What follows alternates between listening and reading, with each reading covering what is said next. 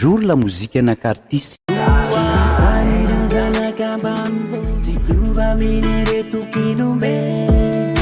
itanjona itondravaolana amin'ny fasairanana soa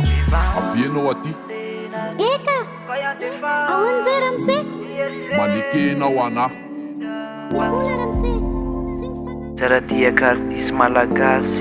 Rapum Records.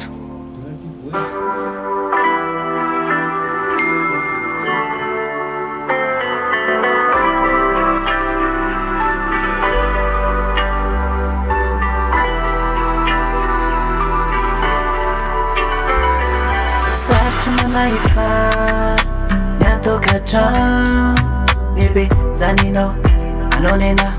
antsika roe fo mifanoroko fampita sarotry manaifa Tôkantragno bebe zaninao anonena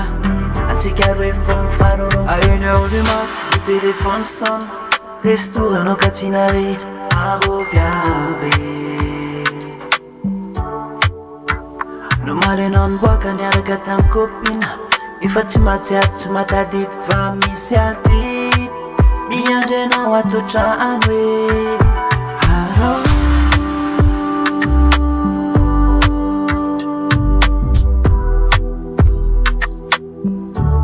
zao mandinganao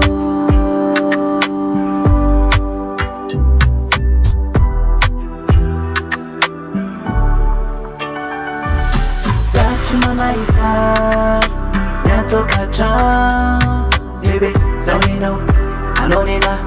antsika roe fo mifanoroko fampita sarotry manaifa Tôkantragno bebe zaninao anonena antsika roe fo mifanoroko matoky anao zao bebe matoky anao faiova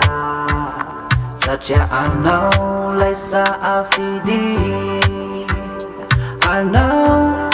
lay tokana agnatiny fosifagna arao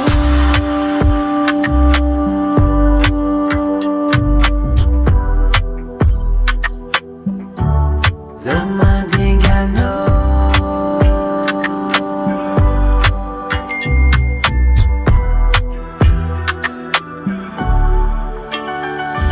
sarotry manaifa